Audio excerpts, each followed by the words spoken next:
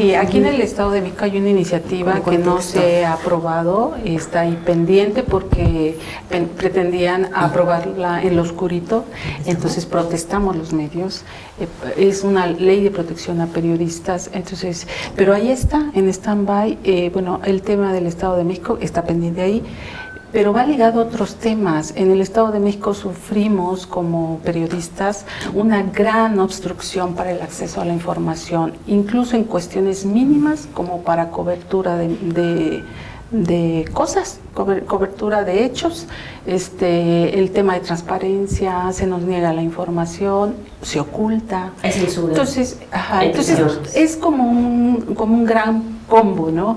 ¿Usted estaría dispuesta a asumir un compromiso que garantice el tema de la libertad de expresión y en qué sentido podría ir esta propuesta? Ese sería el planteamiento. Lo primero que quiero decir es que cuentan con mi compromiso total a favor de la libertad de expresión, con mi compromiso total a favor del acceso a la información de manera directa y transparente, y con mi compromiso total de que atenderé las observaciones que ustedes me hagan acerca de esta propuesta de ley y nunca estaré del lado de nada que quite libertad. Todo lo que voy a apoyar es lo que aumente y multiplique las libertades y, por supuesto, la protección total a los periodistas, porque cuando hay complicidad, cuando hay corrupción, lo que más conviene a quienes están en estas redes de complicidad y corrupción es el silencio. Lo que más promueven es la opacidad, lo que más promueven es la distancia con los medios, a quienes incluso no solamente rechazan, sino les temen, porque saben que aquello que pueden informar va a dañar sus redes de complicidad y de opacidad. Y déjenme decir algo, lo digo con humildad, pero también con orgullo. Por supuesto, no voy a pretender decir que yo he ejercido como periodista porque no tengo ni la preparación ni lo he hecho con el profesionalismo de ustedes, pero yo he sido parte del mundo del periodismo. Yo empecé hace muchos años una barra de radio cuando las barras de radio no tenían el peso y la importancia, y después participé un buen número de años como conductora de radio y lo hice en un marco totalmente de democracia, de libertad de expresión. He participado escribiendo en diversos medios impresos, periódicos y también en espacios de la televisión. Entonces entiendo perfectamente lo que es el mundo de la información, del periodismo, y jamás he aceptado ninguna coacción o ninguna presión a la libertad de expresión, y nunca la aceptaría, ni sería parte de ella. Porque en todos los regímenes autoritarios, lo primero que se atenta es a la libertad de expresión. Llevado a un extremo, todas las dictaduras, no importa si son de derecha, de izquierda, tienen una característica. Lo primero que queman son los libros. Y lo primero que reprimen es la prensa.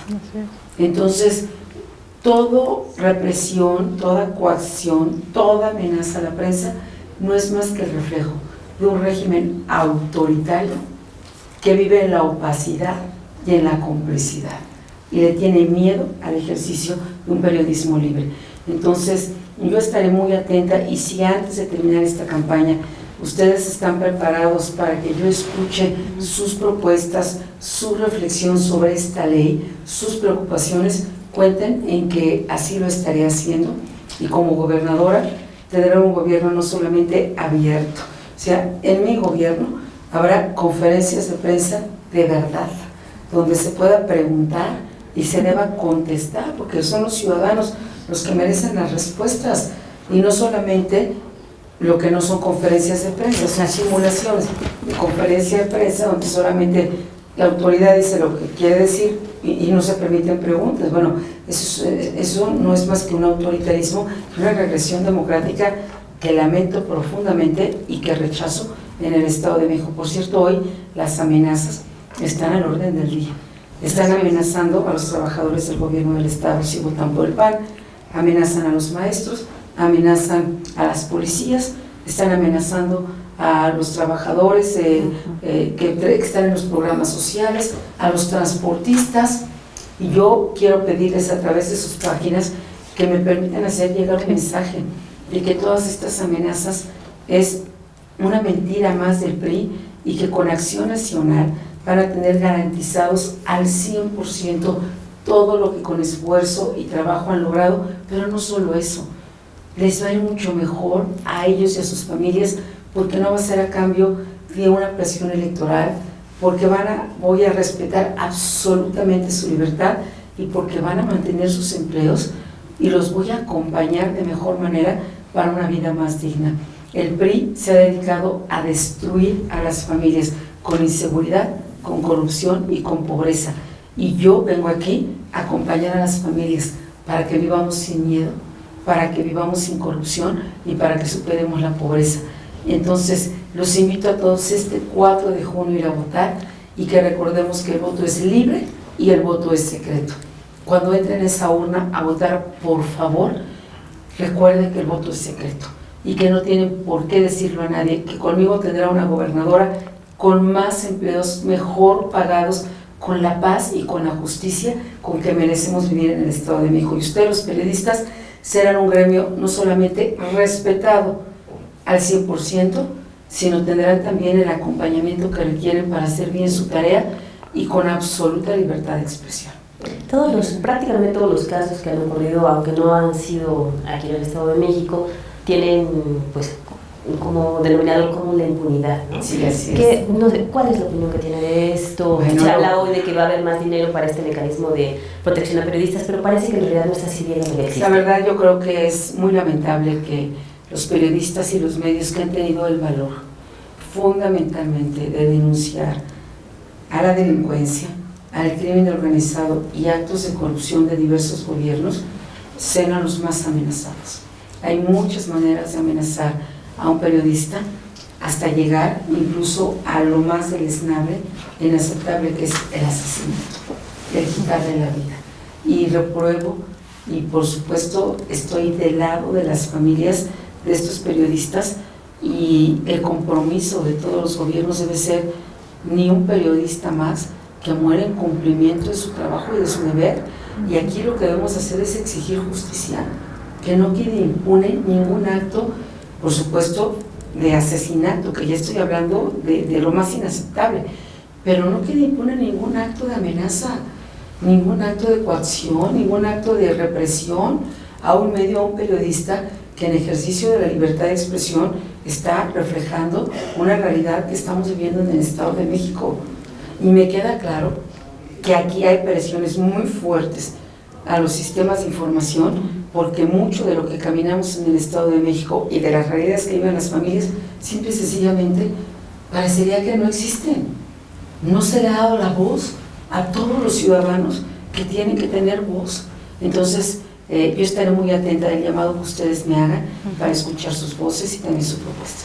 El otro tema que quisiéramos abordar con usted es en relación a esta información que ha surgido últimamente a nivel nacional en relación a las concesiones de OHL, esta investigación que se dio a conocer, claro, y se hizo una denuncia ayer, y que al parecer es la teoría, se estarían utilizando estas concesiones en el Estado de México para fondear la campaña de Alfredo del Mazo.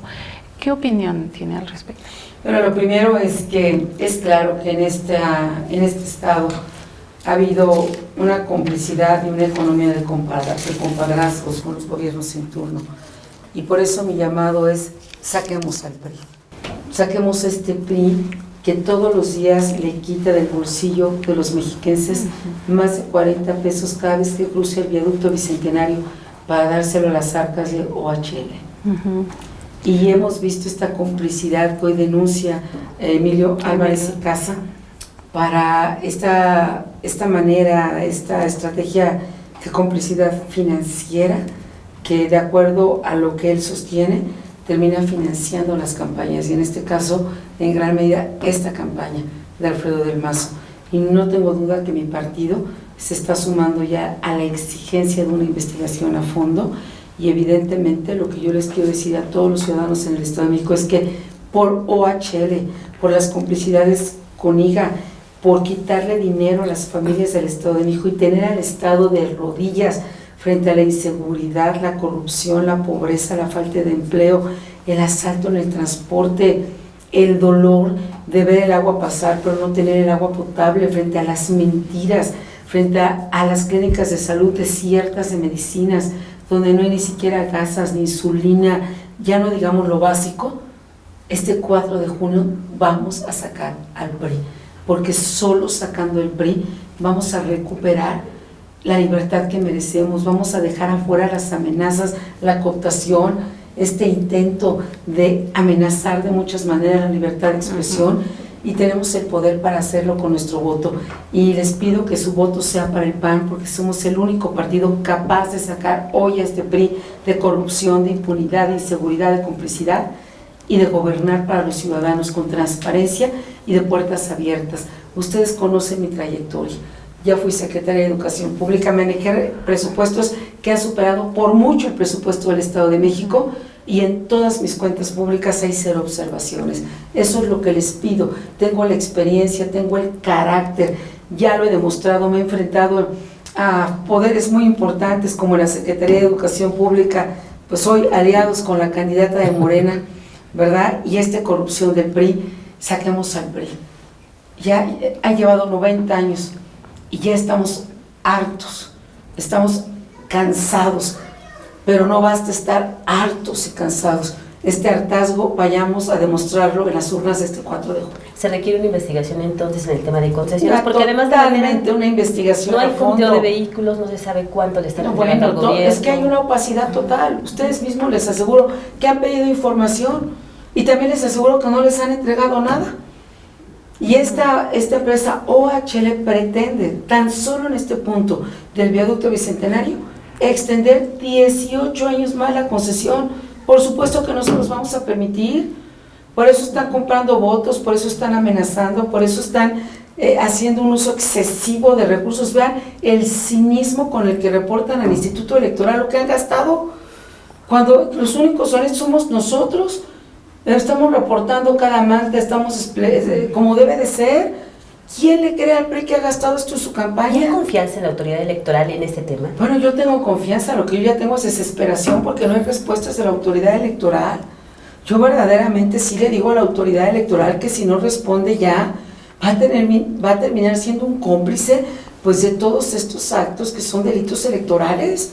No hemos visto una determinación y una respuesta contundente de la autoridad electoral, ni en los casos de denuncia que hemos hecho de corrupción, de cooptación del voto, de las amenazas de parte del PRI, ni tampoco en el caso de denuncia de peculado de Delfina Gómez, donde le ha quitado el 10% a sus trabajadores y los cheques están y están firmados. Y si ustedes observan el último debate, ya ni me atacaron porque no tienen una sola prueba, porque todo lo que han dicho de mí y de mi familia han sido una difamación de lo más bajo y una calumnia totalmente reprobable.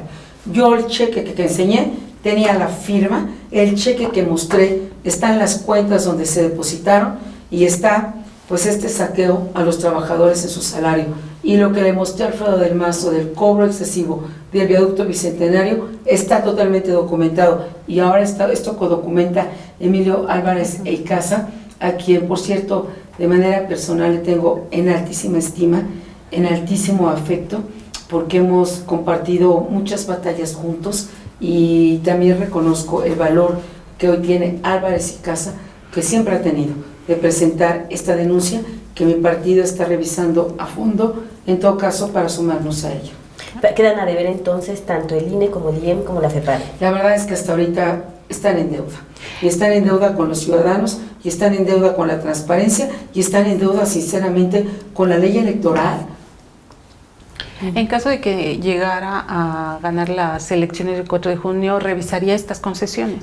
No, bueno, de inmediato, pero de inmediato. Es algo de lo primero que va a hacer. Pero absolutamente las voy a auditar y voy a aplicar la ley, y el que la haya hecho la va a pagar. Eso es lo primero que tenemos que hacer si vivimos en un Estado de México sin orden y sin ley, de complicidades y de privilegios, aquí todos son complicidades y concesiones.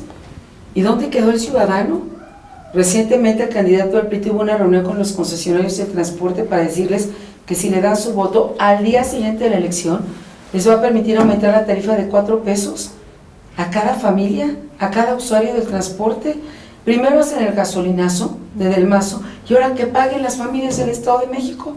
En uno de los debates, Óscar del PT comentaba que a él no le temblaría la mano para encarcelar a Erubiel, e incluso dijo que a Peña Nieto. ¿Usted estaría en esa? Yo lo que voy a hacer es aplicar la ley, porque miren, lo que hemos estado, tenemos un Estado de México que no es un Estado de derecho, y la ley se tiene que aplicar sin distingos, no importa el partido, no importa el nivel, o sea, es la ley, y si se aplica la ley, en ese momento regresarán los empleos al Estado de México, en ese momento tendremos paz, en este momento se acabará la corrupción. Lo que hay que hacer es aplicar la ley, y lo que a mí me mande la ley, eso es lo que voy a hacer, ¿eh? Y si Lo que haya que hacer, si la ley me dice, este es el camino que tienes que tomar, y el camino es que tienen que pagar fianzas, o que se tienen que ir frente a la justicia, o que tienen que ser destituidos, lo que la ley me mande, eso es lo que yo voy a hacer. Pero es una revisión a fondo del gobierno. Totalmente, absolutamente.